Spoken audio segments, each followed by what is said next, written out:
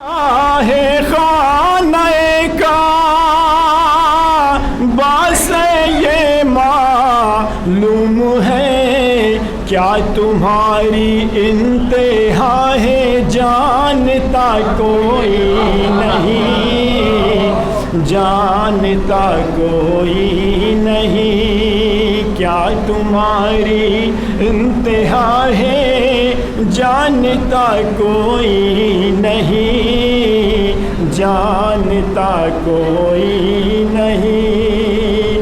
اور یوں تو ہے، یہ شعر خاص طور سے دیکھیں گے آزاد، کہ یوں تو ہے دنیا میں تیرے چاہنے والے بہت، چاہنے والے بہت، یوں تو ہے دنیا میں تیرے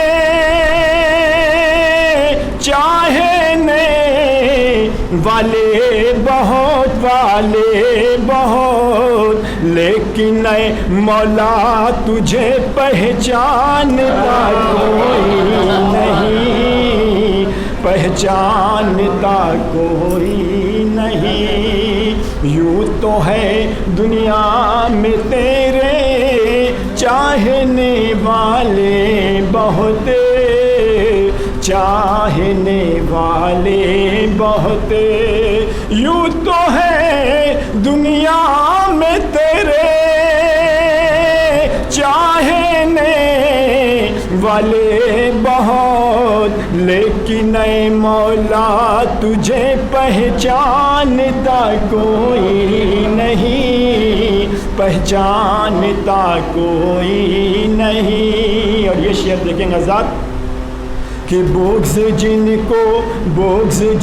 کو تھا علی سے پستیوں میں رہ گئے، پستیوں میں رہ گئے، بغض جن کو تھا علی سے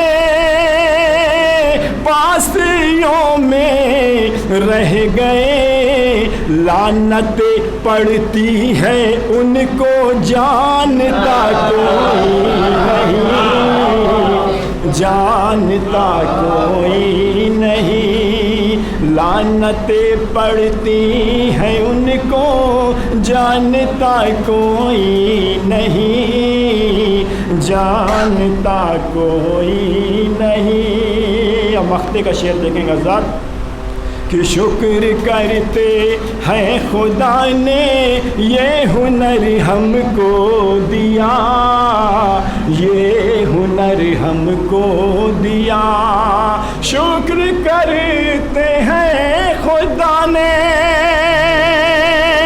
یہ ہنر ہم کو دیا، مدح کے گوہر زباں سے رولتا کوئی نہیں، رولتا کوئی نہیں، مدح کے گوہر زباں سے رولتا کوئی نہیں، رولتا کوئی نہیں۔ نعرہ صلوات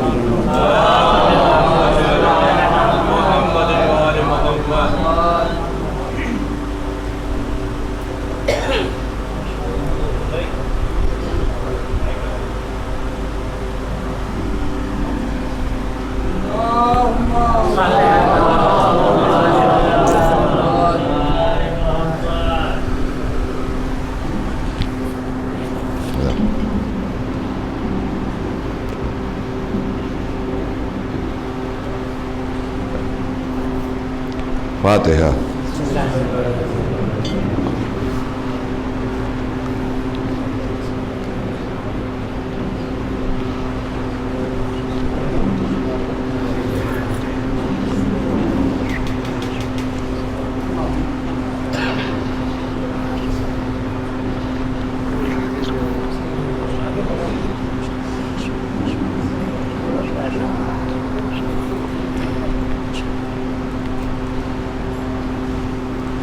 حضرات التماس ہے ایک مرتبہ سورہ حمد و 3 مرتبہ سورہ اخلاص کی تلاوت فرما کر مرضیہ بیگم صاحبہ بنت سید الفت حسین صاحب کی روح کو احسان ثواب کریں۔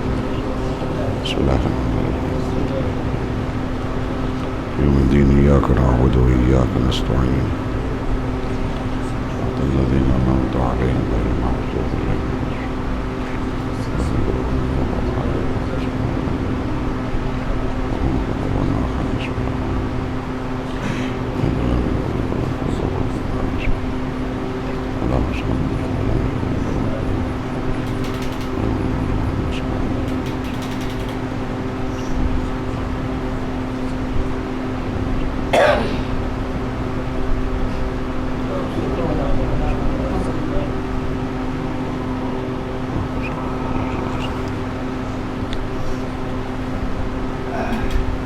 أعوذ بالله السميع العليم من الشيطان اللعين الرجيم بسم الله الرحمن الرحيم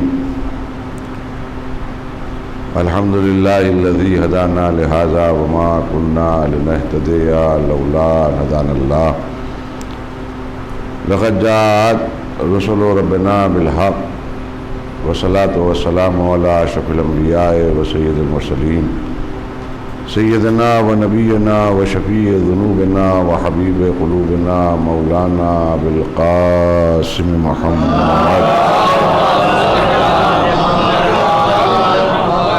وعلى بيته الطيبين الطاهرين المعصومين المظلومين ولعنة الله على أعدائهم وقتلتهم وغاصب حقوقهم ومنكر فضائلهم ومصائبهم أجمعين من يومنا هذا إلى يوم الدين. اما بعد فقد قال الله تبارك وتعالى في كتابه المبين وهو اصدق الصادقين وقوله الحق. بسم الله الرحمن الرحيم ربنا اغفر لي ولوالدي وللمؤمنين يوم يقوم الحساب. ایک صلوات بھیج دیں.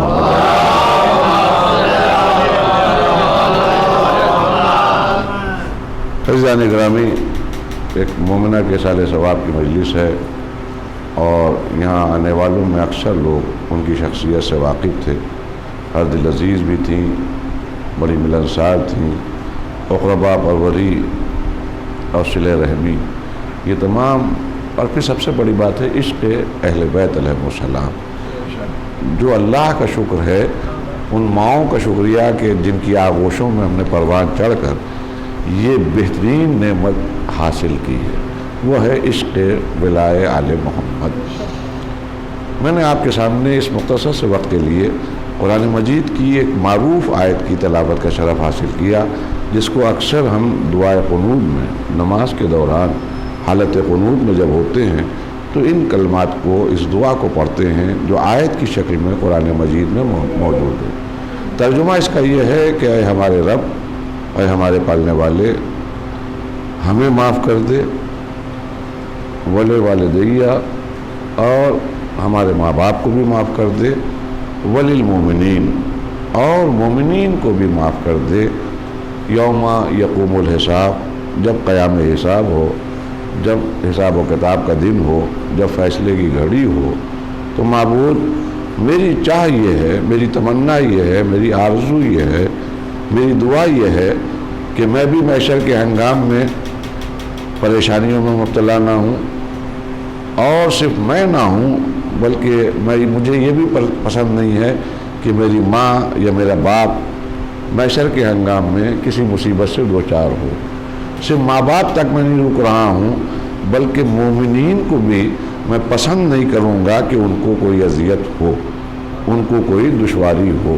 تو چونکہ تو رب کریم ہے، تو سریع رضا ہے، تو دعاؤں کا سننے والا ہے، تو رحمان بھی ہے، تو رحیم بھی ہے، معبود تو ہماری دعاؤں کا سننے والا بھی ہے. تیرے حضور میں ایک گزارش ہے کہ ہمیں بخش دے، ہمارے ماں باپ کو بخش دے اور مومنین کو بخش دے.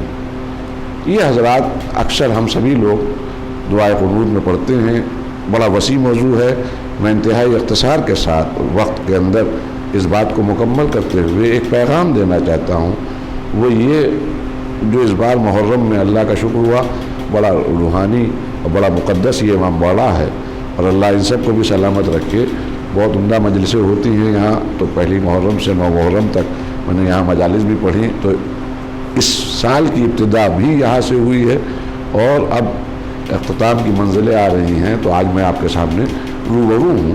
میں فقط آپ کے سامنے جو اس بار محرم میں کوشش کی کہ لوگوں تک، بچوں تک خاص کر کے پیغام پہنچ جائے، اسی کو عرض کرنا چاہتا ہوں کہ پہلی بات تو یہ ہے کہ آپ نے حالت قنوت میں، حالت نماز میں یہ دعا کیوں مانگی؟ اسلام بیوقوفوں کا مذہب نہیں ہے، اسلام احمقوں کا مذہب نہیں ہے، اسلام عقل و خرد رکھنے والوں کا مذہب ہے. ایک بات. دوسری بات، ایک سوال ہے جو میں ماشاءاللہ آپ پڑھے لکھے حضرات ہیں، آپ کے اذان عالیہ اور آپ کی سوچ اور آپ کی فکر کے نظر کر رہا ہوں کہ آخر ہم مسلمان کیوں ہیں؟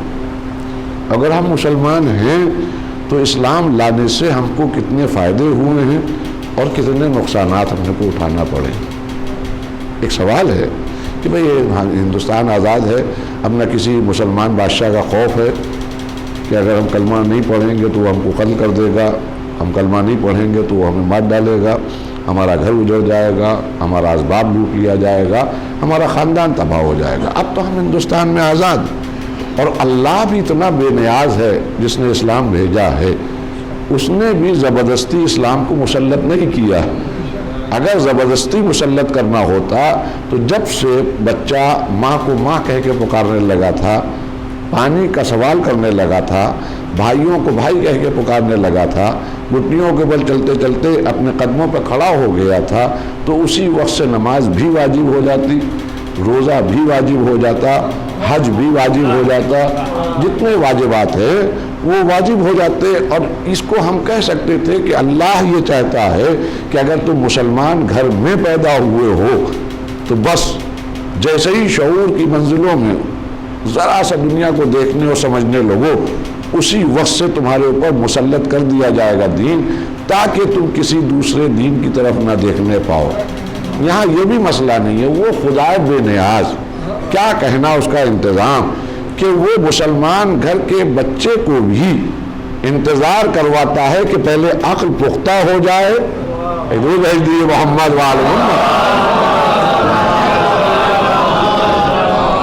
ورنہ یہ زبردستی کا اسلام نہیں ہوگا. تم 15 برس کمپلیٹ کر لو، 16 سال کے پہلے دن سے تمہارے سامنے نماز بھی ہے، تمہارے سامنے روزہ بھی ہے، تمہارے سامنے اسلام کے اصول بھی ہیں، اسلام کے فروع بھی ہیں، کلمہ توحید بھی ہے، کلمہ رسالت بھی ہے. اب یہ آفر تمہارے سامنے ہے، تم اور ادیان کو دیکھو، اور مذاہب کو دیکھو، اور دھرموں کو دیکھو، اور ریلیجنز کو دیکھو، اور اگر تم کو ان تمام مذاہب کو پڑھنے کے بعد کچھ سمجھ میں آئے تو میرا دروازہ کھلا ہے، تم اسلام کے قلعے میں داخل ہو سکتے ہو. تو اسلام مسلط کردہ دین نہیں ہے. تو ایک بات تو سمجھ میں آ گئی کہ اسلام باپ دادا کی میراث کا نام نہیں ہے. اگر باپ دادا کی میراث ہوتی تو یہ بچپن سے مسلط کر دی جاتی، انتظار کروایا گیا.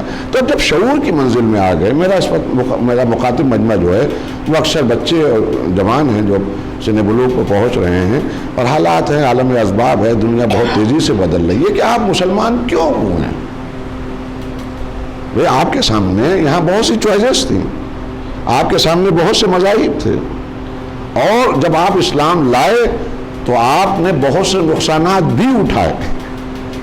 بھئی ایک وقت جب تک کہ آپ نے لا الہ الا اللہ اور محمد رسول اللہ زبان پہ جاری نہیں کیا تھا، پوری ایک خلق تھی جو آپ کے ساتھ کاندھے سے کاندھا ملائے ہوئے ہر مصیبت میں آپ کا سہارا بنی ہوئی تھی.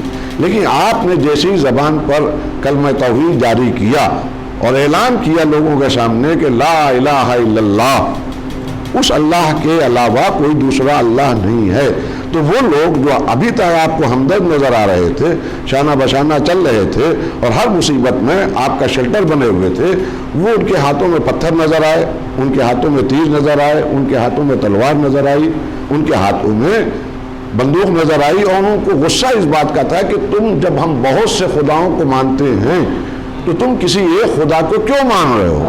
اور اگر ایک خدا کو مان رہے ہو تو مانو، بہت سے خداؤں کو برا کیوں کہہ رہے ہو؟ دیکھیے اور کیجیے گا جو میں عرض کرنا چاہ رہا ہوں.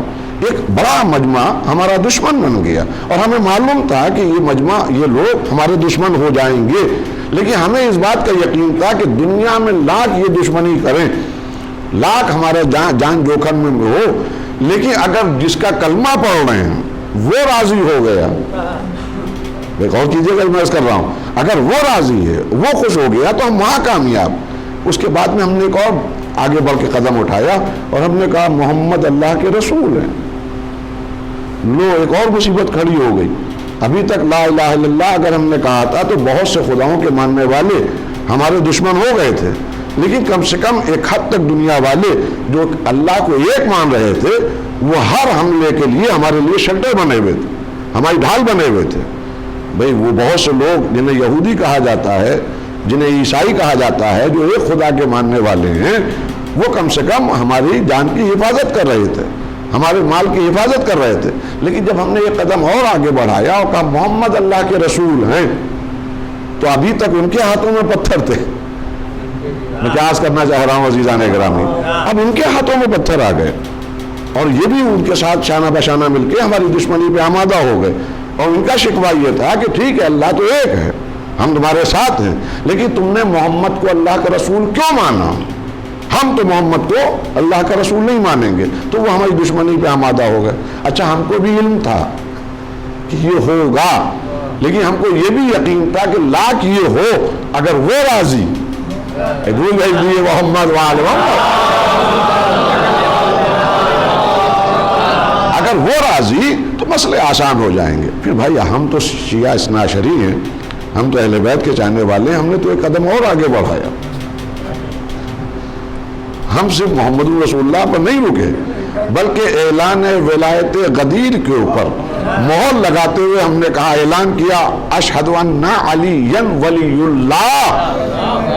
یہ جو اعلان سننا تھا تو جو ان حملوں سے ہم کو بچا رہے تھے، محمد وہ ہماری دشمنی پہ آمادہ ہو گئے۔ دیکھیے توجہ دیے گا جو میں بات کہہ رہا ہوں کہ وہ ہماری دشمنی پہ آمادہ ہو گئے، لیکن ہم کو یقین تھا کہ یہ لاکھ دشمن ہو جائیں، ٹھیک ہے ہمارا جان کا نقصان ہو، ہمارے مال کا نقصان ہو، ہمارا اسباب لوٹا جائے، دنیا چند روزہ ہے، لیکن جب پلٹ کر جائیں گے اگر وہ راضی ہے، اس کا رسول راضی ہے اور رسول کا وسیع راضی ہے تو ہمارا بیڑا پار ہو جائے گا۔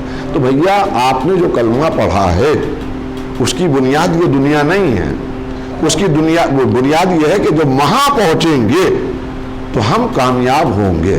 بس گزارش یہ ہے بچوں، آپ لوگوں سے گزارش یہ ہے کہ مرد کے بچے بنیے، اپنی زبان ایک رکھیے۔ جن کی وجہ سے پوری دنیا کے لوگوں کو ہم نے اپنا دشمن بنایا ہے، یہ کون سی بیوقوفی ہے کہ دنیا والے جن کی وجہ سے دشمن بنے، جب ان کے حضور میں پہنچے تو ایک آواز آئی یہ ہمارا نہیں، دوسری آواز آئی کہ یہ ہمارا نہیں، تیسرے نے آواز دی کہ یہ ہمارا نہیں۔ میں جو کہنا چاہ رہا ہوں توجہ دے رہے ہیں آپ، کم سے کم اگر دنیا دشمن ہے تو اللہ تو راضی رہے، اس کا رسول تو راضی رہے، مولائے متقیان تو راضی رہے، اور اس کے لیے ایک شرط ہے، وہ ہے لائل بن جائیے، ایماندار بن جائیے۔ جو زبان سے ادا کر رہے ہیں وہ سماج کو متاثر کرنے کے لیے نہ ادا کیے۔ محمد آپ غور کریے گا جو میں اس وقت عرض کرنا چاہ رہا ہوں کہ اللہ کی وجہ سے دشمن بنایا ان لوگوں کو جو بہت سے خداؤں کو مانتے تھے، نبی کریم کا کلمہ پڑھ کے ان لوگوں کو دشمن بنایا جنہیں جیوز اور کرسچنز کہتے ہیں۔ اس کے بعد میں مولائے متقیان کی ولایت کا اعلان کر کے تو خانہ کعبہ میں بھی نماز پڑھنا دشوار ہو گئی۔ اللہ کے گھر میں، نبی کے شہر میں کونا ڈھونڈ رہے ہیں۔ حج پہ جب جاتا ہے بیچارہ شیعہ تو وہ کہیں کونا ڈھونڈتا ہے کہ کوئی دیکھنے والا دیکھ نہ لے، ایسا نہ ہو متوا دیکھ لے۔ تو کہنے کا مقصد یہ ہے کہ باہر کی بھی دشمنی ہے اور گھر کی بھی دشمنی ہے۔ تو بھیا جب دشمنی مول لی ہے تو جن کے لیے دشمنی بول لی ہے کم سے کم ان کے تو ہم ہو جائیں، اور اس کے لیے ایک شرط ہے، وہ یہ کہ جو آپ زبان سے اقرار کر رہے ہیں وہ صرف زبان سے اقرار نہ کیے بلکہ عملی ثبوت بھی دیے۔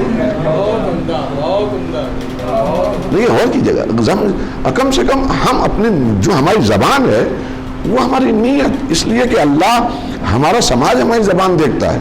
بھئی ہم مسجد میں مستقل نماز پڑھنے جا رہے ہیں، کسی سے پوچھیے محلے والے سے، ارے بھائی وہ صاحبزادے کیسے ہیں ان کے بیٹے کیسے؟ ارے صاحب بہت نیک آدمی ہے۔ کیا پروف؟ ارے صاحب 5 وقتہ نمازی ہیں۔ ان صاحب کے بارے میں آپ کا کیا کہنا ہے؟ ارے صاحب ماہ سیام میں کیا مجال ہے کبھی ان کا روزہ چھوٹتا ہوا دیکھا ہو؟ ارے وہ صاحب کیا کہنا، وہ حافظ قرآن و قاری قرآن، کیا کہنا، بڑے نیک بندے۔ تو یہ تو سماج ہے جو عمل دیکھتا ہے، توجہ دیجیے گا، عمل دیکھتا ہے اور فیصلہ کرتا ہے، لیکن جس کے حضور میں عمل پہنچانا ہے وہ عمل نہیں دیکھتا ہے، نیت عمل دیکھتا ہے۔ نیت عمل تو نیت عمل دیکھیے، میں ایک واقعہ عرض کروں، اکثر میں پڑھتا ہوں، آپ نے سنا بھی ہوگا بہت سے ذاکرین علماء کرام سے، کہ اللہ نیتوں کا واقف ہے۔ ایک بیچارہ سیدھا سادہ آدمی تھا، نبی کی خدمت میں حاضر ہوا، کہنے نبی اللہ بہت زیادہ اقتصادی طور پر میں ٹوٹا ہوا ہوں، جو کاروبار کرتا ہوں اس کا نقصان ہوتا ہے، اے اللہ کے رسول آپ اتنا ہم کو بتا دیجئے کہ میں کون سی ایسی تسبیح پڑھوں جس کی وجہ سے خدا میرے لیے خزانہ غیب کے دروازوں کو کھول دے۔ کام کر چکا، کاروبار کر چکا، ہر جگہ نقصانات اٹھائے، اب اللہ سے آپ پوچھ لیا، آپ تو اللہ کے رسول ہیں، کہ کون سی تسبیح پڑھی جائے؟ نبی نے اپنے اللہ سے سوال کیا کہ سائل کھڑا ہے، کیا جواب دیا جائے؟ آواز قدرت آئی کہ میرے پیغمبر، میرے نبی، اس سے کہہ دو کہ اس کو ایک تسبیح پڑھنا ہے۔ کہاں؟ کسی ویرانے میں، سناٹے میں، جہاں شورغل نہ ہو، لوگوں کی آمد و رفت نہ ہو، کوئی ڈسٹربنس نہ ہو، اور یہ تسبیح پڑھتا رہے گا، اور میں اس کے لیے وعدہ کرتا ہوں کہ خزانہ غیب کے دروازے کھلوا دوں گا۔ اب اللہ نے رسول کے ذریعے یہ پیغام پہنچایا، رسول نے اس آدمی کو اس پیغام کو کنوے کر دیا کہ ہاں یہ اللہ کی طرف سے پیغام آیا ہے اور چلے جاؤ۔ وہ گھر سے نکلا، ایک تسبیح لی، گھر سے باہر نکلا، شہر سے باہر نکلا، ایک ویرانے کو ڈھونڈا، اور جہاں اس کو یقین ہو گیا کہ کسی کی آمد و رفت نہیں ہے، وہاں اس نے جیب سے تسبیح نکالی۔ لیکن سیدھا سادہ آدمی تھا بیچارہ، بھول گیا کہ نبی اللہ نے کون سی تسبیح بتائی ہے، کیا بتایا تھا۔ اب ذہن پر زور ڈالنا ہے۔ آخر میں اس نتیجے پر پہنچا کہ یہ تسبیح بتائی تھی، اور اس نے تسبیح پڑھنا شروع کی۔ عزیزان گرامی، تسبیح غلط نہیں پڑھ رہا تھا، بس ترتیب بدل دی تھی۔ نبی نے کہا تھا کہ جا، اللہ کی طرف سے حکم یہ ہے کہ تجھے اللہ کی بارگاہ میں ایک تسبیح یہ پڑھنا ہے کہ انتا رب وانا عبد، تو اللہ ہے میں تیرا بندہ، انتا رب وانا عبد۔ یہ سیدھا سادہ آدمی تھا، جنگل میں پہنچنے کے بعد تسبیح نکال کے کہتا کیا ہے؟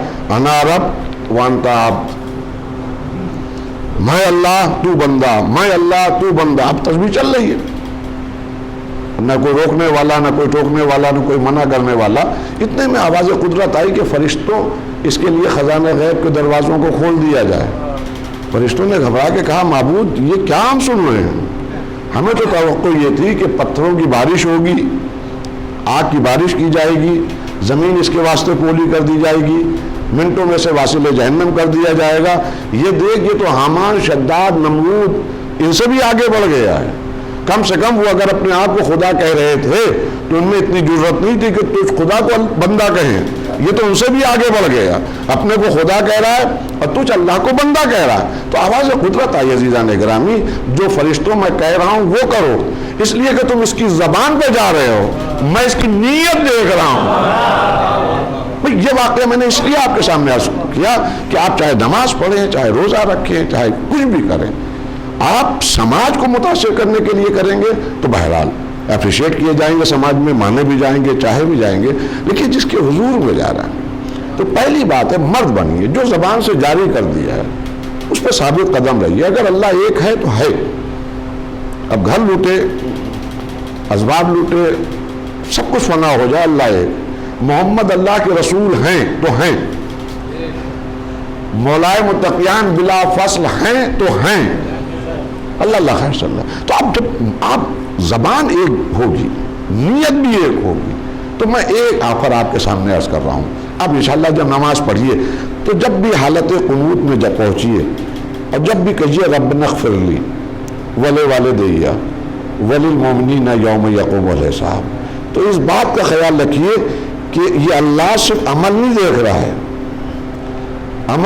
صرف عمل نہیں دیکھ رہا، مسجد سے نکلنے کے بعد 24 گھنٹے تک مسلسل ہمارے اعمال کا دیکھنے والا ہے۔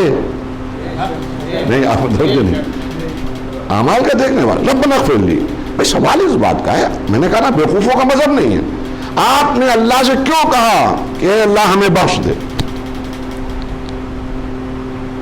کس لیے کہا؟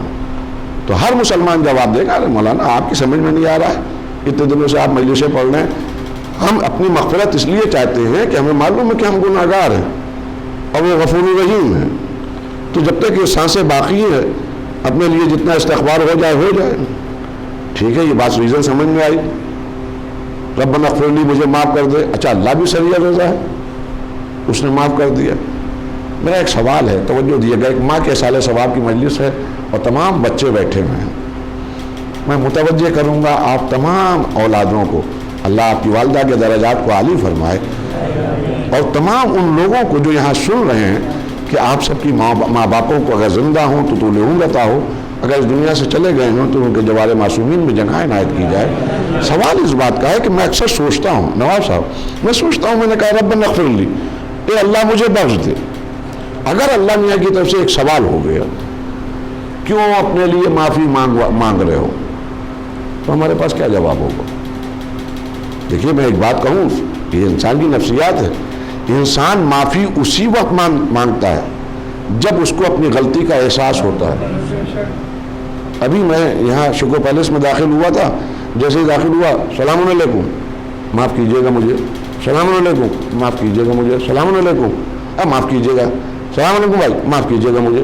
تو لوگ کہیں گے کچھ اسکول ڈھیلا ہو گیا ہے، اچھے بھلے آئے اور خامخواہ جس سے مل رہے ہیں اس سے معافی مانگ رہے ہیں. تو یاد رکھیے ایک بات میں جو عرض کرنا چاہ رہا ہوں، معافی اسی وقت انسان مانگتا ہے جب احساس کر لیتا ہے کہ مجھ سے غلطی ہوئی. تو جب آپ نے کہا ربنا اغفر لی، اگر اللہ نے پوچھ لیا کہ بھیا کیوں، تو آپ کے پاس کوئی نہ کوئی تو جواب ہوگا.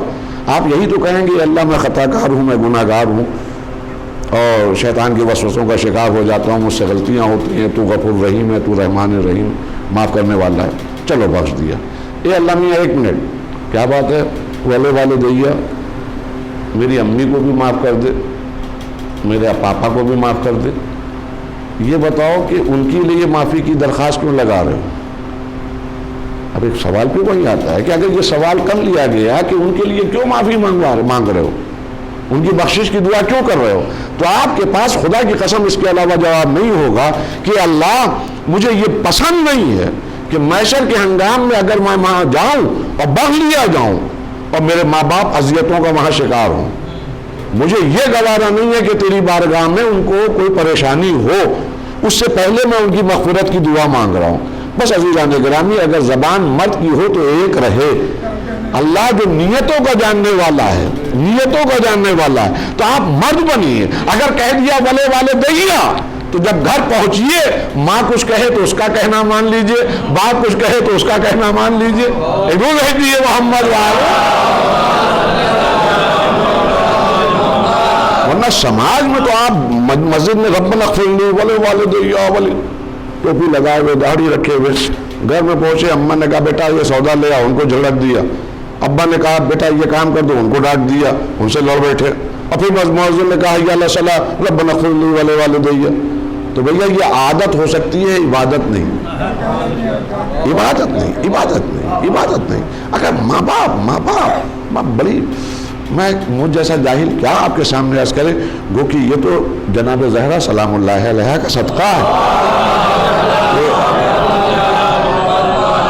ذاکر مجمع کو ایڈریس کرتا جاتا ہے اور سکون سے خود بخود فکر اس کے ذہن میں آتی جاتی ہے. خدا کی قسم میں تقریباً 12:15 بجے بنارس سے چلا ہوں اور میں ڈر رہا تھا کہ یا اللہ بھی کے سال ثواب کی مجلس ہے 40ویں کی، اگر لیٹ ہو گیا تو کیا ہوا، اگر پہنچا ہو تھکا ہوا، اور میری کمر کی تکلیف بھی ہے تو جی نہیں چاہ رہا تھا بستر سے جب میں آیا ہوں اٹھنے کا. لیکن یہ جناب زہرا کا صدقہ ہوتا ہے کہ وہ راہیں آسان کر دیتی ہیں. بس عزیزان گرامی، اس مجلس امام حسین کے طفیل و تصدق میں اپنے جوانوں سے بہت دن ہو گئے. عادی نہ بنیے، عادی نہ بنیے، عابد بنیے. بھیج دیے محمد والے. آپ چاہے تھوڑی دیر کے لیے، میں اب کیا بتاؤں، میں اپنے دل کی بات، اور یہ جو میں کہہ رہا ہوں میں یہ ہوا میں نہیں کہہ رہا، میں خود کوشش کرتا ہوں کہ اس کو اپلائی کروں. بھائی آپ جتنی دیر تک مصلی پر آپ آمادہ رہیں اللہ کے حضور میں گفتگو کریں. بہت بڑا رتبہ اور بہت بڑی فضیلت اللہ نے دی ہے کہ آپ کو اپنے گھر میں بلایا ہے. ورنہ تھوڑا سا انسان دولت مند ہو جاتا ہے، چاہے آپ کا سگا رشتہ دار کیوں نہ ہو، آسانی سے ڈرائنگ روم کے دروازے نہیں کھولتا ہے.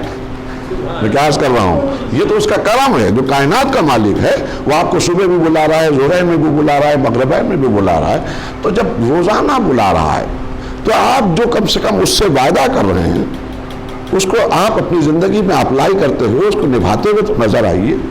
ولی والدیہ، ماں باپ، یہ وہ عظیم رشتے ہیں کہ جس کی بنیاد پر اللہ کی رضا کی مہر ہے اور شرط ہے کہ اگر ماں باپ راضی ہیں. اب اس سے بڑھ کے دیکھیے میں کیا کہوں آپ کے سامنے اور کون سی بات عرض کروں. صادق آل محمد امام جعفر صادق علیہ السلام،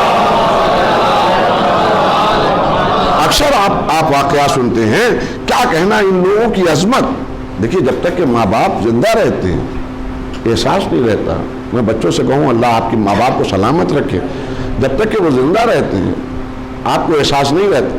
لیکن جب ماں باپ میں سے جب کوئی مر جاتا ہے تب سمجھ میں آتا ہے کہ باپ کون تھا.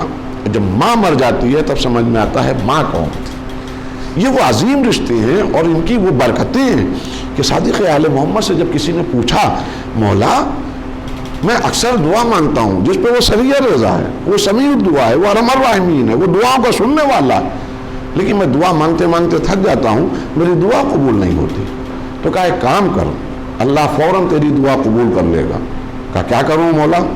کہا کہ جا اپنے گھر ماں باپ کی خدمت کر، ماں باپ کی خدمت کر، اور جب ماں کے لبوں پر تبسم دیکھ تو ہاتھوں کو اٹھا کے دعا مانگ. ادھر تیری خدمت سے ماں مسکرائی، تو ہاتھ اٹھائے گا اور اللہ تیری ہر دعا کو قبول کر لے گا. تو اس سوالی نے کہا کہ مولا میں تو بڑا بدقسمت ہوں کہ میری نہ ماں زندہ ہے نہ باپ زندہ ہے. تو کہا پریشان نہ ہو، تو اس کی قبر پہ چلا جا، ماں کی قبر پہ چلا جا، باپ کی قبر پہ چلا جا، اور وہاں جانے کے بعد تو فاتحہ کی تلاوت کر، فاتحہ پڑھ، اور اس کے بعد وہاں کھڑے ہو کر اپنے رب سے کہ حضور میں اپنی دعاؤں کو پیش کر، اپنے معروضات کو پیش کر. عجیب جملہ کہا اس آنے والے نے، مولا میں تو بہت چھوٹا تھا جب میرے ماں باپ مر گئے تھے، مجھے تو یہ بھی نہیں پتا کہ میری ماں یا میرے باپ کی قبر کہاں ہے. کیا کہنا. دیکھیے بہت سی باتیں ہم سنتے ہیں غور نہیں کر پاتے ہیں. یہ جن کا ذکر کیا جا رہا ہے امام کے ذریعے، یہ اللہ کا شکر ہے بہت سے جو لوگ سننے والے ہیں ان کے گھر میں زندہ ہیں. وہ آدمی کہہ رہا ہے کہ میں تو کمسن تھا، میری ماں مر گئی تھی، مجھے تو نشان قبر بھی نہیں معلوم، قبر کا پتہ بھی نہیں معلوم، کس جگہ دفن ہے یہ بھی نہیں پتا. تو کہا پرواہ نہ کر. کہا پھر کیا کروں؟ کہا جہاں بیٹھا ہے وہاں پر زمین پر خط بنا، قبر کا نشان بنا، اور یہ تصور کر یہ تیری ماں کی قبر ہے، اور وہاں بیٹھ کے دعا مانگ. اما جہاں تصور میں ماں آ جائے دعا قبول ہو جاتی ہے. رول ہے بھی یہ محمد والو تصور میں دعا. اور دیکھیے میں نے کہا کہ بڑا وسیع موضوع ہے اور مجھ جیسا جاہل کس کے اوپر بہت زیادہ روشنی بھی نہیں ڈال سکتا، لیکن کچھ واقعات اس بات کا ثبوت ہے کہ واجب نمازوں سے بھی زیادہ، اکثر میں بچوں سے عرض کروں بہت ہم فخر نہ کیا کریں نماز پڑھ لی روزہ رکھ لی، جب تک کہ ماں باپ کی رضا نہیں ہے کوئی عمل.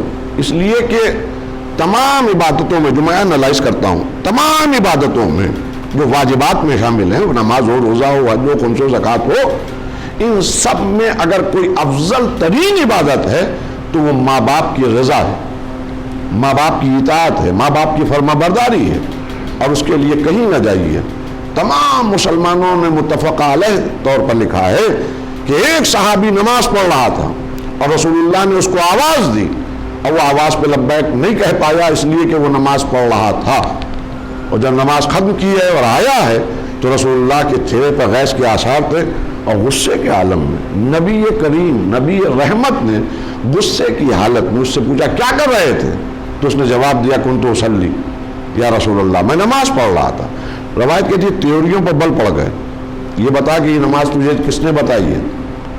کہا حضور آپ نے بتائی ہے سرکار۔ کہا افسوس جس نے بتائی اسے بھول گیا، اور جو عبادت بتائی گئی اسے قبول کر لیا۔ یاد رکھ تیری نماز نماز نہیں ہے جب تک کہ مرضی محمد نہ ہو، مرضی محمد نہ ہو۔ بہت دیر سے آپ لوگ خاموش بیٹھے ہیں، مجھے ایک جملہ کہنے دیے، فرش عزائے حسین پہ بیٹھے ہیں۔ اما یہی تو 1400 سال سے ہم دنیا کو بتا رہے ہیں کہ نبی کا ایک پیغام ہے کہ تمہاری نماز نماز نہیں ہے جب تک کہ مرضی محمد نہ ہو۔ بس یہی فرق ہے جو 1400 سال سے ہم بتا رہے ہیں کہ صحابیت اور امامت میں بنیادی فرق، کہ صحابی کی نماز نماز نہیں ہے جب تک کہ مرضی محمد نہ ہو، اور خود محمد کا سجدہ سجدہ نہیں ہے جب تک کہ مرضی حسین نہ ہو۔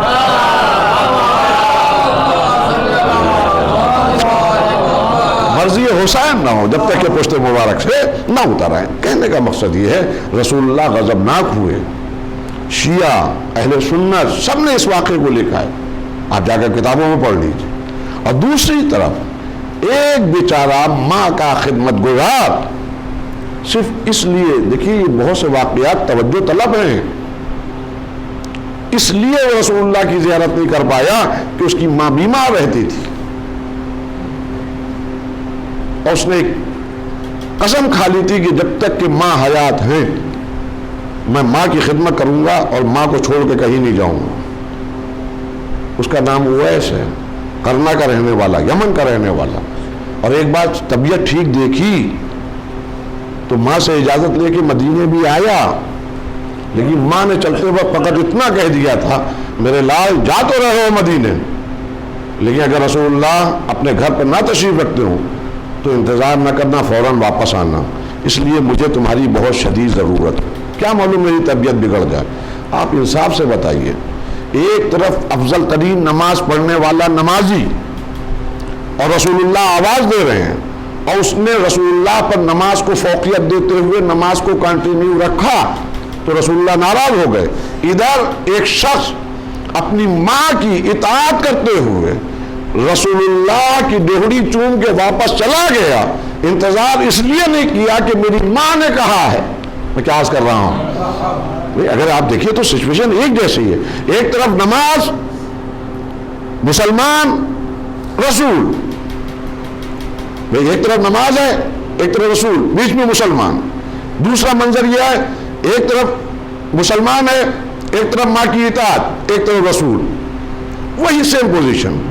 نماز اور رسول سامنے آ گئے، ادھر نماز اور ماں کی اطاعت سامنے آ گئی، وہی تو ہوا، لیکن دونوں جگہ ایک فرق نظر آئے۔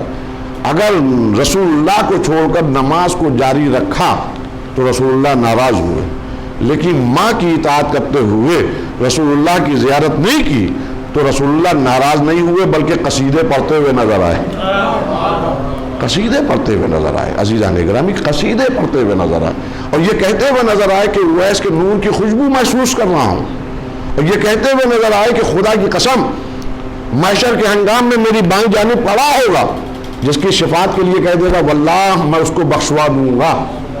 اور سنو، اگر کوئی گناہگار میرے بعد اویس کے ذریعے اللہ چاہتا ہے کہ اللہ شفاعت کرے اور بخش دے تو اس کو چاہیے کہ اویس کو وسیلہ بنائے، صرف ایک ماں کی اطاعت کرنے والا۔ میں کیا عرض کرنا چاہ رہا ہوں، اور آخری کوشچن اس ذیل میں ولی المومنین، اس کو اب گراں باندھ لیجئے۔ یہ تو ماں باپ کا ذکر تھا، میں پھر گزارش کروں گا، میں بھی بچپن سے اسی شہر میں رہ رہا ہوں، بہت سے نشیب و فراز دیکھے، بہت سے انقلابات دیکھے، لیکن پلیز میری یہ گزارش ہے کہ اب قوم کو لائل ہو جانا چاہیے، ایماندار ہو جانا چاہیے۔ دوگلی زندگی کب تک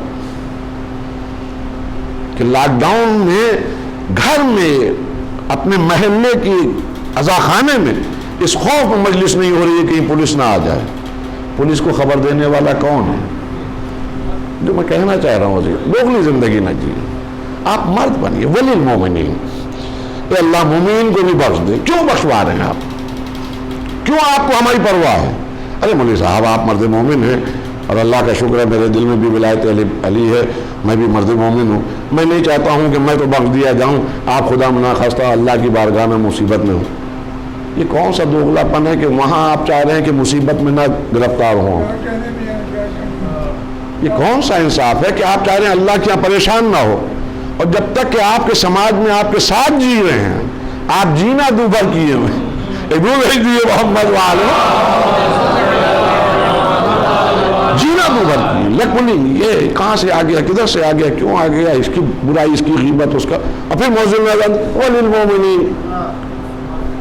دیکھیے جو میں کہہ رہا ہوں، میں اکثر ایک مثال دیتا ہوں، میں آپ کے سامنے بھی عرض کر دوں، یہ سامنے کی بات ہے اور سمجھ میں آنے والی بات ہے۔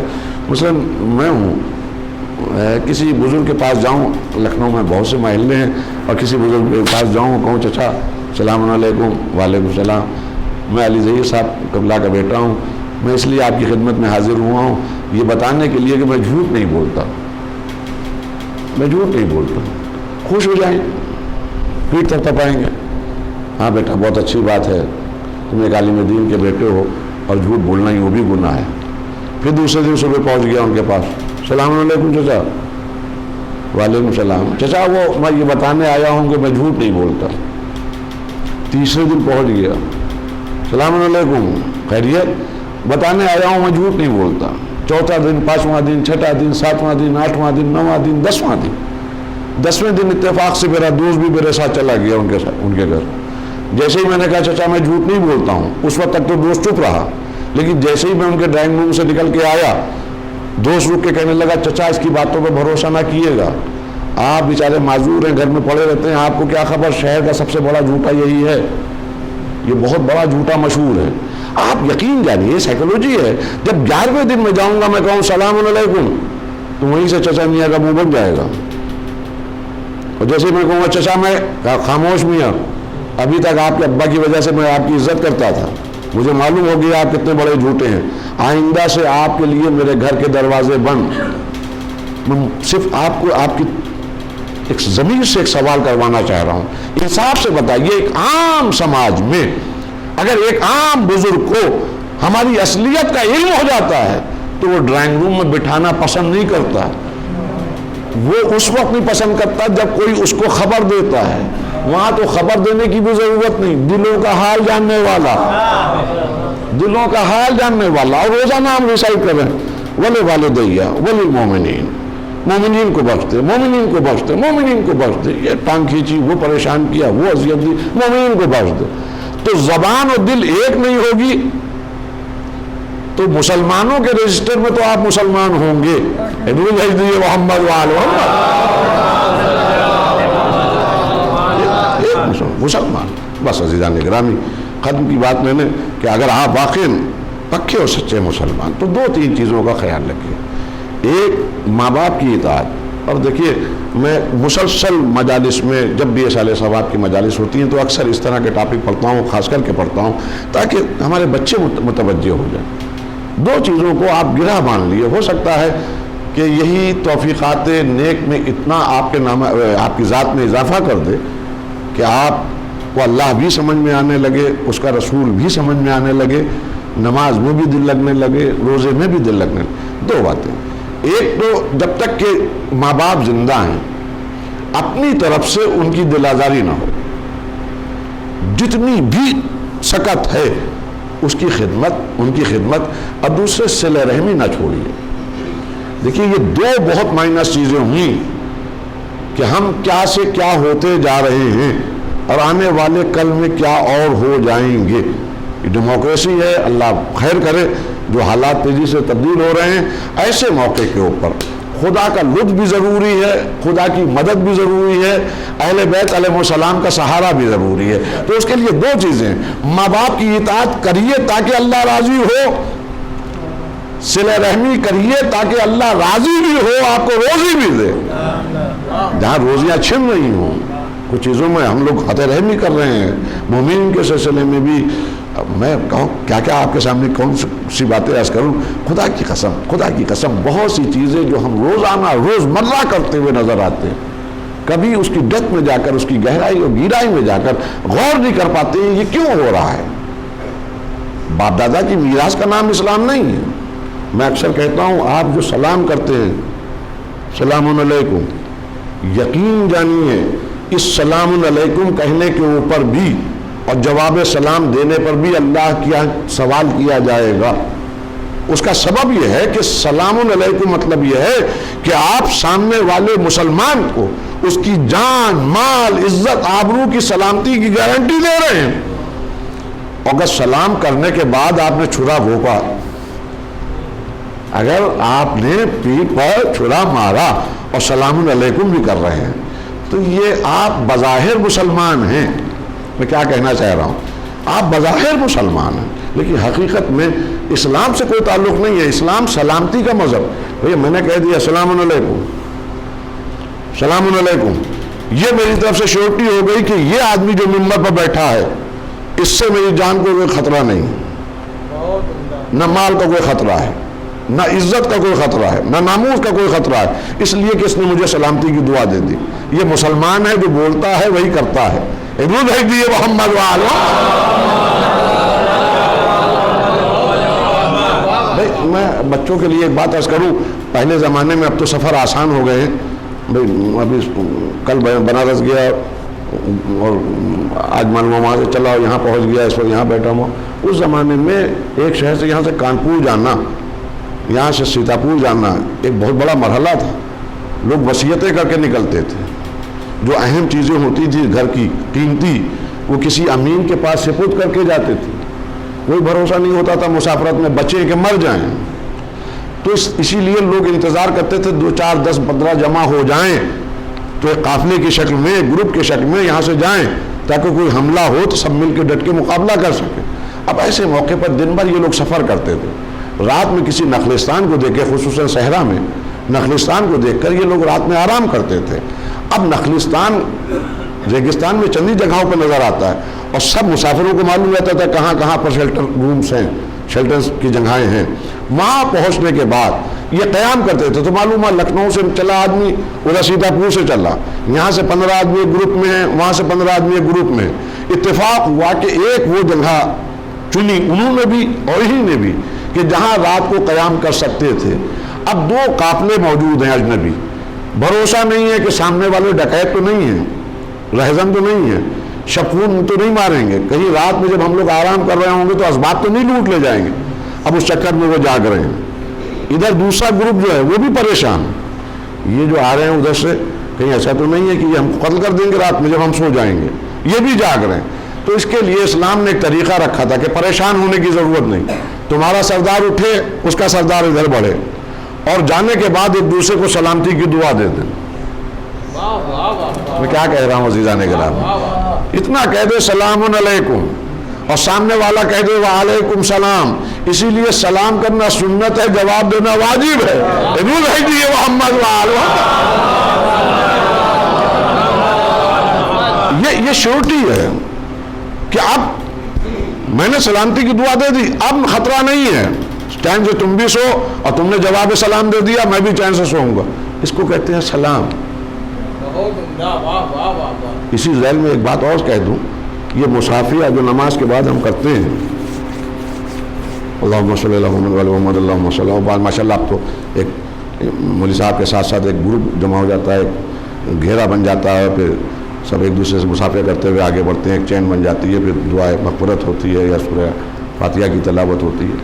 مصافیہ عزیزان گرامی یہ ایک دوسرے سے عہد و پیمان کا نام ہے. اس بات کا ضمانت ہے کہ بھائی اللہ کے گھر میں آل محمد پر درود بیچ کر ہم مصافحہ کر رہے ہیں، ہاتھ ملا رہے ہیں اس نیت کے ساتھ کہ اب سے پہلے ہمارے تمہارے درمیان جتنے اختلاف تھے، جتنے جھگڑے تھے، جتنے فتنہ و فساد تھے، آج کے بعد سے ختم. آج کے بعد سے ختم. اب آج کے بعد سے ہمارا کوئی تمہارا اختلاف نہیں ہے. آج کے بعد سے ہم تم دونوں ایک اچھے بھائی، سچے بھائی ہیں. تمہارا غم میرا غم، تمہاری خوشی میری خوشی، میرا غم تمہارا غم. اللہم صلی اللہ محمد وعلی محمد. یہ نام تھا مصافحہ کا. ہم کہاں سوچ کے اپنی کو لے گئے کہ مصافحہ کیا کر رہے ہیں اور ادھر مصافحہ کر کے اس کے پاس سے ہٹے تو کیا کہتے ہوئے نظر آ رہے ہیں. تو یعنی بنیادی چیز ہے اعتبار کرنا. اور یقین جانیے ولی المومنین، میں ابھی ایک مجلس میں یہ کہہ رہا تھا، صرف 10 مومنین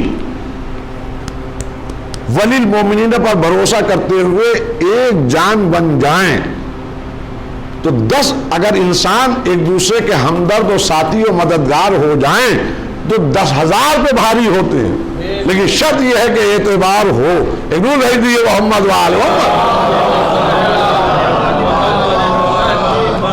بس. عزیزان گرامی، بہت دیر ہو گئی اور میں روکھی سوکھی گفتگو کرتا چلا گیا، لیکن صرف اس لیے کہ جس مرحومہ کے سال ثواب کی مجلس سے اس بی بی کا مجھے بھی بہت چاہتی تھی اور مجھے بڑی دعائیں بھی دیتی تھیں. اللہ ان کے درجات کو عالی فرمائے. اور اکثر آگرہ میں شہید ثالث کے مزار پر یا زیارتوں پر جاننا اب تو کمزور ہو گئی تھی، لیکن ان کا ایک ورد جو اللہ کو بے پناہ پسند ہوگا وہ یہ کہ ایک دوسرے کی خیریت معلوم کرنا، ایک دوسرے کا خیال رکھنا. یہ عالم اسباب ہے، جو بھی آیا ہے وہ پلٹ کے چلا جائے گا، بچنا کسی کو نہیں ہے. لیکن ہاں یہ اعمال ہوتے ہیں جو انسان کو بہت دنوں تک یاد رکھ پاتے ہیں، ورنہ زندگی ہے گزر جائے گی اور آج نہ صحیح کل آنے والا آئے گا اور لا چلے گا. لیکن کل ملا کر صلہ رحمی کرتے ہوئے آپ ہمیشہ کے لیے زندہ رہ سکتے ہیں. آپ اطاعت والدین کر کے محشر کے ہنگام میں سرخرو رہ سکتے ہیں. اور بس آخری بات وہ یہ کہ عزیزان گرامی، ایک فرش عزا پہ آپ بیٹھے ہوئے ہیں، ہمارے لیے تو اگر ہم قرآن کی آیت نہ بھی پڑھیں تب بھی امام حسین علیہ السلام کا صدقہ ذکر امام حسین ایسا ہے کہ اس نے ہم کو طریقہ بتا دیا کہ جب ماں کے حضور میں جاؤ تو کیا جذبہ ہونا چاہیے، باپ کی خدمت کرو تو تمہارا کیا جذبہ ہونا چاہیے. کربلا کے ان بچوں پر سلام جو بے دردی کے ساتھ 3 روز کی بھوک و پیاس میں انتہائی بے دردی کے ساتھ ظالموں کے ظلم کا شکار ہو گئے. لیکن کربلا کی تاریخ کو اگر آپ اٹھا کر دیکھیے اور بڑی باریک نظروں سے بڑی گہرائی میں جا کر دیکھیے تو وہاں پر آپ کو ایک منظر نظر آئے گا، ہر شہید اپنی ماں کی اطاعت و فرما برداری پر اس طرح کہ آخری وقت جہاں بھوک ہو پیاس ہو اس وقت بھی یہ فراموش نہیں کر رہا ہے کہ میری ماں کا کیا حکم تھا. میں اکثر کہتا ہوں عزیزان گرامی کہ کربلا میں ہم لوگ جناب قاسم علیہ السلام کے مصائب میں یہی سنتے ہیں کہ عزاداروں ادھر کے گھوڑے ادھر، ادھر کے گھوڑے ادھر، بیچ میں لاش قاسم پامال ہو رہا ہے. آپ کو معلوم ہے کس وجہ سے؟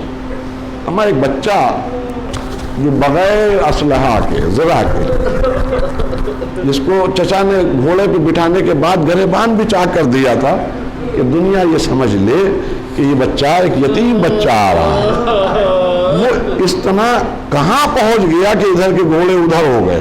کبھی غور کیا ہے آپ نے؟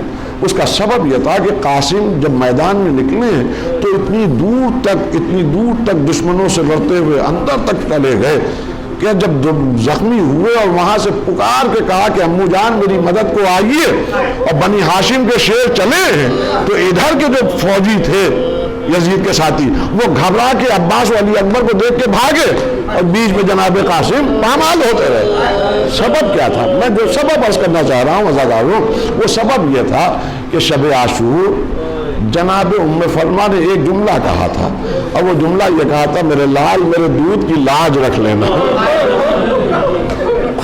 اس کے علاوہ مجھے نہیں کچھ سمجھ میں آتا، میرا دودھ کی لاج رکھ لینا. ورنہ کربلا کی ہر ماں اپنے بچے کو مخاطب کر کے کل کے لیے تیار کرتے ہوئے کہہ رہی تھی، خبردار اگر ایک قدم بھی پیچھے ہٹ گیا تو چاہتوں کے باوجود دودھ نہیں بخشوں گی. لیکن جب جناب ام فروا قاسم سے مخاطب ہوئی تو کل کی تیاریاں ترغیب دینے کے بعد ایک جملہ کہا کہ میرے لال میرے دودھ کی لاج رکھ لینا. کہا ماں ایسا کیوں کہہ رہی ہو؟ کہ اس لیے کہ تمہارا باپ موجود نہیں. ایسا نہ ہو کہ دنیا والے کہیں کہ ام فروا نے اپنے بچے کو آقا حسین کے لیے تیار نہیں کیا.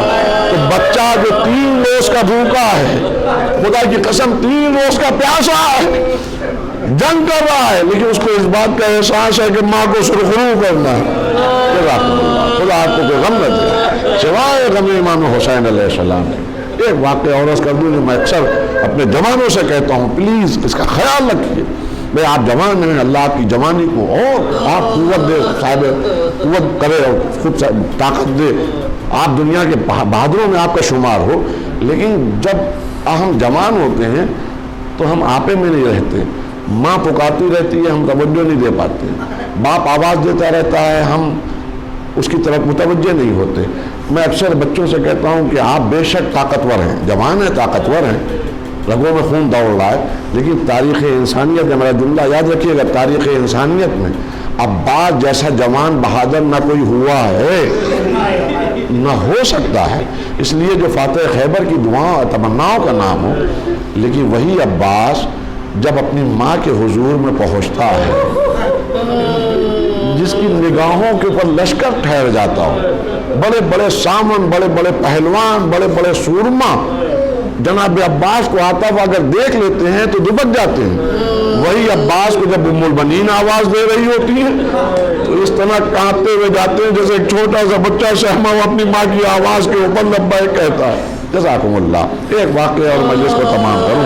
لکھا ہے کہ جس وقت 28 رجب کو قافلہ تیار ہونے لگا، یہ حسینی کارواں روانہ ہونے والا تھا مدینے سے، تو جناب عباس کے سپرد تمام انتظامات تھے، اور جب شہزادیوں کی محملیں آ گئیں اور شہزادی زینب ام کلثوم سلام اللہ علیہ سوار ہونے والی تھی اور ابھی بیت الشرف سے باہر تشریف لانے والی تھی، تو آقا حسین نے آواز دے کے کہا، عباس جی آقا، کہ آپ شہزادیاں ہماریوں پر سوار ہونے جا رہی ہیں، کیا حکم ہے میرے لیے؟ اہل مدینہ جو یہاں جمع ہیں ان سے کہہ دو کہ اپنے اپنے گھروں میں چلے جائیں۔ یہ عزاداروں میں یقین دلا رہا ہوں آپ کو، جو مقاتل کے جملے ہیں، سناٹا ہو گیا تھا صرف ایک آواز کے اوپر۔ ادھر جناب عباس نے کہا، سنو میں تم سے کہہ رہا ہوں، خبردار کو یہاں نظر نہ آئے، اس لیے کہ اب رسول زادیاں محملوں میں سوار ہونے جا رہی ہیں۔ تو اب کسی میں اتنی ہمت نہیں تھی کہ اس آواز کے اوپر حکم کی سنتابی کرے اور وہیں رکا رہے، سناٹا۔ میں اسی پر تو کربلا والوں پر آنسو بہائے جاتے ہیں عزاداروں، کہ جن شہزادیوں کو اتنی شان سے شیر نے سوار کرایا تھا، ہائے 11 محرم بے قجاوا اونٹوں پر جب یہ شہزادیاں بیٹھ رہی ہوں گی، ارے ایک ایک شہزادی کو وہ شیر یاد آ رہا ہوگا۔ جزاکم اللہ، خدا آپ کو غم نہ دے سوائے غم امام حسین علیہ السلام، جس کا روح بڑے بڑے پہلوان دبک کے بیٹھ جاتے ہیں، بڑے بڑے پہلوان لرزتے ہوں۔ اسی کو اسی دن، بس میں مجلس امام کو، اسی دن ایک بوڑھی ماں آواز دے رہی ہے، جناب ام البنین، عباس یہاں آؤ۔ سہمے پر پہنچی، جی اماں، ہاتھ پکڑا جناب عباس کا، چلو میرے ساتھ۔ میں جو کہنا چاہ رہا ہوں کاش میں کہہ جاؤں، میری زبان میں متاثر ہو، بچے سمجھ جائیں۔ جناب عباس اما جو گھوڑے پر سوار ہوتا ہو تو اس کے پاؤں زمین پہ خط دیتے جاتے، ایک بوڑھی ماں نے فقط ہاتھ پکڑا تو روضہ رسول تک جاتے جاتے جناب عباس میں اتنی جرت نہیں پیدا ہو پائی کہ ایک بار وہ کہ ماں سے سوال کرے کہاں لے جا رہی ہے، بلکہ سر جھکا ہے، جدھر ماں لے جا رہی ہے، بچہ چلا جا رہا ہے۔ روایت کہتی ہے کہ قبر رسول پر پہنچی جناب ام البنین، سر سے ردا ہٹائی، ایک سال عباس کا ہاتھ لیا اپنے سر پر رکھا، ایک ہاتھ لیا قبر رسول پر رکھا، کہ میں اس لیے آئی ہوں، میں تمہاری ماں ہوں اس لیے لے کے آئی ہوں کہ قسم کھاؤ قبر رسول کی، اور قسم کھاؤ اپنے ماں کے سر کی کہ جب تک کہ یہ بازو سلامت ہے کوئی بھی نگاہ میرے حضرت کی طرف، میرے شہزادے کی طرف اٹھنے نہ پائے۔ اے عزاداروں، جیسے ایک بچہ وعدہ کرتا ہے اسی طرح جناب عباس 28 رجب کو وعدہ کر رہے ہیں، اے اماں میں وعدہ کرتا ہوں جب تک کہ یہ بازو سلامت رہیں گے۔ اے عزاداروں، میں اکثر سوچتا ہوں کہ کربلا کے میدان میں جب بازو قلم ہوئے ہوں گے تو جہاں آقا کو آواز دی ہوگی وہاں پکار کے یہ بھی کہا ہوگا، اماں جب تک کہ تمہارا بیٹا عباس زندہ رہا اس کے بازو سلامت رہے۔ کسی میں اتنی جرت و ہمت نہیں تھی، لیکن اے اماں تمہارے لال کے بازو قطع ہو گئے ہیں، اب ظالم خیموں میں آگ بھی لگائیں گے، سیدانیوں کے سروں سے چادریں بھی چھینیں گے۔ دیال و دیال سیعلم الذین ظلموا ایام ینقلبون۔ پروردگارہ اس مختصر سے عمل کو قبول فرما، کوئی غم نہ ہو سوائے غم امام حسین علیہ السلام۔ اللہ مرحومہ کے درجات کو عالی فرما، انہیں ہمارے معصومین میں جگہ عنایت فرما، اور ہم سب کی توفیقات نیک میں اضافہ فرما۔ اور ایک دعاؤں میں دعا یہ ہے کہ جب تک یہ جیتے رہیں ولائے آل محمد پر ثابت قدم، اور اللہ کرے جب موت آئے تو لب پہ یا حسین ہو یا یہاں، التماس ہے کہ 1 مرتبہ سورہ حمد اور 3 مرتبہ سورہ اخلاص کی تلاوت فرما کر مرحومہ مرضیہ بیگم بنت سید الفت حسین صاحب زوجہ جعفر مرزا صاحب کی روح کو احسان سے بسم اللہ الرحمن الرحیم اهدنا الصراط المستقيم صراط الذين أنعمت عليهم غير المغضوب عليهم ولا الضالين والله أحد الله الصمد لم يلد ولم يكن له كفوا أحد صلى الله